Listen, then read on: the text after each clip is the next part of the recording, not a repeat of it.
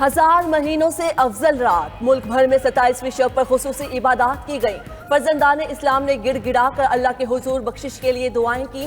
محافل شبینہ، صلاۃ و تسبیح اور تکمیل قرآن کا بھی اہتمام کیا۔ شہریوں نے ملک و قوم کی سلامتی، ترقی اور خوشحالی کے لیے خصوصی دعائیں کی۔ شب قدر کا تحفہ اللہ کی امت محمدی سے بے پناہ محبت کا نتیجہ۔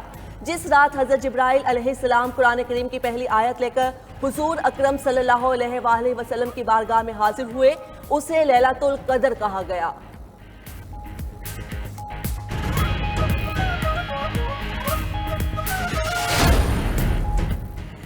بھارتی وزیر دفاع کا پاکستانیوں کے قتل کا اعتراف، پاکستان کی راج ناتھ کے اشتعال انگیز بیان کی مذمت۔ بھارتی وزیر راج ناتھ سنگھ کے مزید پاکستانیوں کے قتل کی منصوبہ بندی کو اشتعال انگیز قرار دیا۔ ترجمان دفتر خارجہ نے کہا، بھارتی وزیر کا پاکستانی شہریوں کو نشانہ بنانے کا دعویٰ واضح طور پر جرم کا اعتراف ہے۔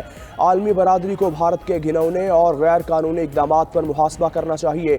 وزیر دفاع خواجہ آصف بولے، بھارت نے دوبارہ در اندازی کی کوشش کی تو عبرت ناک جواب ملے گا۔ بھارت دوبارہ در اندازی کا سوچے بھی تو 2019 ذہن میں رکھے۔ ہم نے جہاز گرایا تھا اور پائلٹ کو پکڑ کر خیرات میں واپس کیا تھا۔ بھارت میں اتنی جرت نہیں براہ راست حملہ کرے۔ بھارتی حکمران الیکشن فائدے کے لیے بھڑکے مار رہے ہیں۔ چینی برآمد کر کے حکومت $2 ارب زر مبادلہ کما سکتی ہے۔ پاکستان شوگر ملز ایسوسی ایشن کے مرکزی رہنما ذکا اشرف کی گفتگو۔ کہا، پچھلے سال کا چینی کا 7 لاکھ ٹن سٹاک پڑا ہوا ہے، سمگلنگ رک چکی ہے۔ اضافی چینی کی برآمد کی اجازت دینی چاہیے۔ برآمد سے چینی کی قیمت نہیں بڑھے گی۔ شوگر ملز کو چینی 170 روپے کلو پڑتی ہے، مارکیٹ میں 130 روپے فروخت ہو رہی ہے۔ فوری برآمد نہ کی تو برازیل سمیت دیگر ممالک سے چینی مارکیٹ میں آنے سے ریٹ گر جائیں گے۔ بھارت میں صنعت اور حکومت ایک دوسرے کے ساتھ چلتے ہیں، ہم بھی حکومت کے ساتھ چلنا چاہتے ہیں۔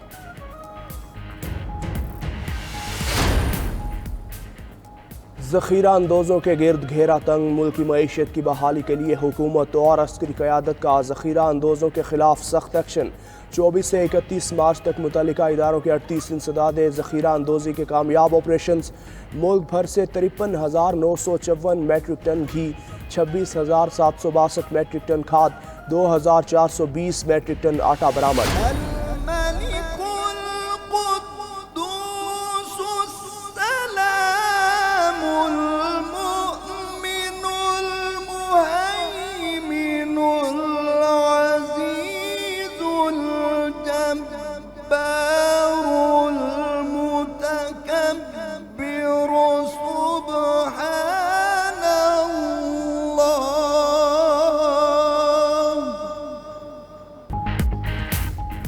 نیوز کی رحمت رمضان ٹرانسمیشن میں رحمتوں کی برسات، قاری محمد ظفر کی تلاوت قرآن پاک سے سحر ٹرانسمیشن کا آغاز ہوا۔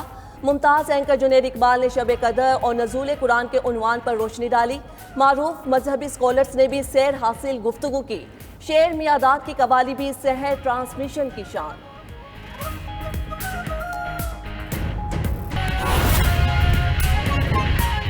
شب قدر 1000 مہینوں سے افضل رات، لیلۃ القدر کی تلاش کے لیے ملک بھر میں خصوصی عبادات کا اہتمام کیا گیا۔ لیلۃ القدر کو رمضان المبارک کی آخری عشرے کی طاق راتوں میں تلاش کیا جاتا ہے۔ اسی پر یہ رپورٹ۔